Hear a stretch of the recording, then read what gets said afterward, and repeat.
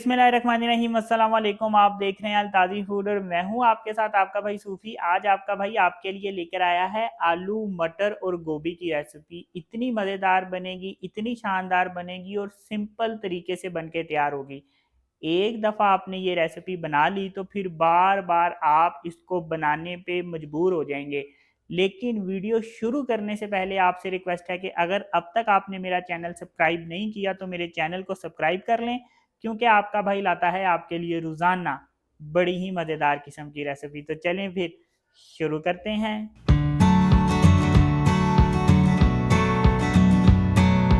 अब यहाँ पे मेरे पास 20 दाने लहसुन के हैं। जितना वज़न लहसुन का है उतना ही मैंने अदरक लिया है और हरी मिर्चें ली हैं। अब मैं क्या करूँगा कि इसको मैं कुंडी डंडे में डाल के इसको मैं दुरदुरा सा कूट लूँगा। बिल्कुल पेस्ट नहीं बनाना, दुरदुरा सा इसको पीसना है। तो ये देखें, लहसुन अदरक और मिर्चों को मैंने इस तरह से दुरदुरा सा कूट लिया है। अब यहाँ पे मैं एक कढ़ाई ले लूँगा। अब इस कढ़ाई में मैं घी डाल दूँगा। अब यहाँ पे मैंने आधा किलो आलू लिए हैं और देखें आलूओं की कटिंग मैंने इस तरीके से की है। अब ये आलू मैं इस घी में डाल दूँगा। हाफ टी स्पून मैं इसमें नमक भी डाल दूँगा। अब यहाँ पे आलू हम फ्राई कर लेंगे। आलू का कलर किस तरीके से रखना है ये जब आलू फ्राई होंगे तो मैं आपको बताऊँगा। आलू मैंने फ्राई कर लिए हैं। ये देखें इसका कलर मैंने इस तरह से रखा है। कहीं कहीं से ये गोल्डन हुए हैं लेकिन ज़्यादा गोल्डन नहीं हुए।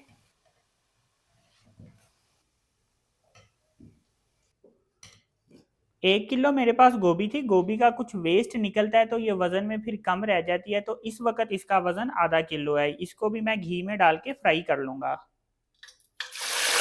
गोभी का कलर कैसा रखना है ये भी मैं आपको फ्राई करके बताऊंगा। ये देखें गोभी को भी मैंने इस तरह से फ्राई कर लिया है। इसका भी कलर कहीं कहीं से गोल्डन हुआ है लेकिन बहुत ज़्यादा गोल्डन कलर नहीं करना। अब इसको घी में से निकाल लेंगे।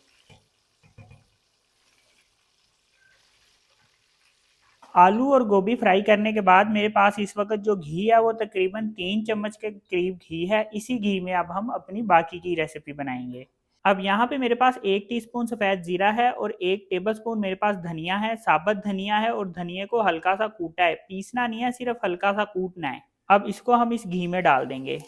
एक मेरे पास प्याज है और इसको बारीक बारीक काट के रखा है, ये इसमें डाल देंगे। प्याज फौरन से हमने इसमें डाल देना है। इसको हम घी में हल्का सा फ्राई करेंगे। हमने प्याज का कलर ज़्यादा डार्क नहीं रखना, लाइट सा हमने प्याज को फ्राई करना है कि हल्का सा इसका कलर चेंज हो जाए बस। प्याज जब लाइट गोल्डन हो जाएगा तो ये जो मैंने लहसुन अदरक और मिर्चें कूट के रखी हैं ये इसमें डाल देंगे। लहसुन अदरक और हरी मिर्चें डालने के बाद अब यहाँ पे मैंने इसको 2 मिनट तक घी में फ्राई करना है। अब यहाँ पे मेरे पास 1 टेबलस्पून लाल मिर्च है, 1 टीस्पून नमक है, 1 टीस्पून कुटी हुई मिर्च है और हाफ टी स्पून मेरे पास हल्दी है। ये मसाले इसमें डाल देंगे। और यहाँ पे मेरे पास 3 अदद टमाटरों का पेस्ट है, ये इसमें डाल देंगे। टमाटरों का पेस्ट मैंने फ़ौरन से डाला है ताकि ये जो मैंने कुटे हुए मसाले डाले हैं, पिसे हुए मसाले डाले हैं, ये घी में जले ना, इसलिए हमने टमाटरों का पेस्ट फ़ौरन से डाल देना है। अब हमने इसको इतनी देर तक पकाना है कि टमाटरों के पेस्ट में जो पानी होता है इसका हमने वो पानी भी खुशक कर लेना है और मसाले की हमने 1 मिनट तक भुनाई कर लेनी है। अब यहाँ पे मेरे पास आधा किलो मटर हैं। ये जो दाने हैं इसका वज़न मैं आपको बता रहा हूँ कि आधा किलो मेरे पास मटर है। इसको मैंने सिंपल पानी में डाल के मैंने 15 मिनट इसको बॉईल कर लिया तो मटर टेंडर हो गए, मटर गल गए।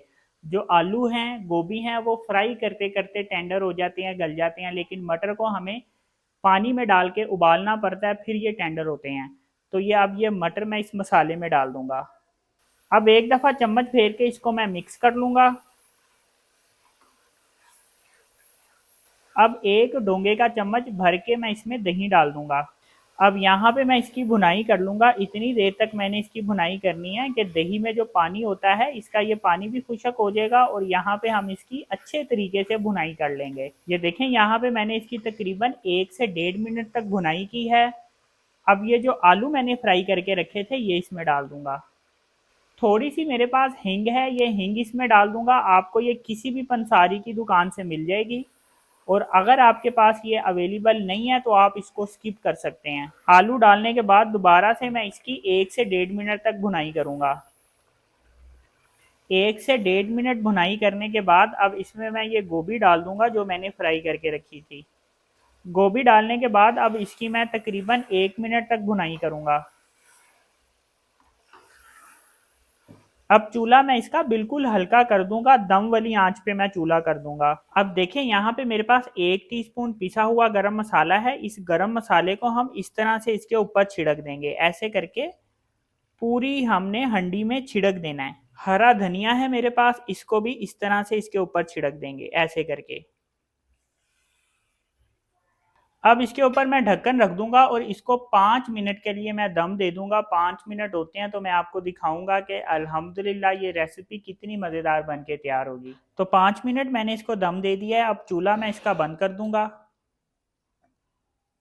और ये देखें जी माशाल्लाह अल्हम्दुलिल्लाह कितनी ज़बरदस्त ये रेसिपी बन के तैयार हुई है। तो ये देखें जी माशाल्लाह कितनी ज़बरदस्त ये रेसिपी बनी है। एक दफ़ा चम्मच फेर के इसको अच्छे तरीके से मिक्स कर लेंगे।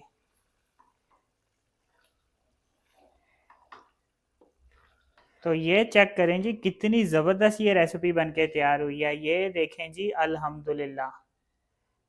एक दफ़ा आपने ये वेजिटेबल बना ली, ये सब्ज़ी बना ली, तो आप बार बार इसको बनाने पे मजबूर हो जाएंगे, इतनी ज़बरदस्त ये बन के तैयार होती है। ये चेक करें जी अल्हम्दुलिल्लाह। तो ये देखें जी माशाल्लाह अल्हम्दुलिल्लाह कितनी ज़बरदस्त रेसिपी बन के तैयार हुई है।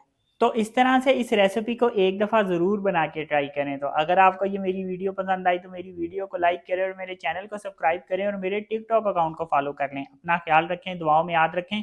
अपने भाई को इजाज़त दीजिए, फिर मिलेंगे एक नई और मज़ेदार रेसिपी के साथ। अल्लाह हाफिज़।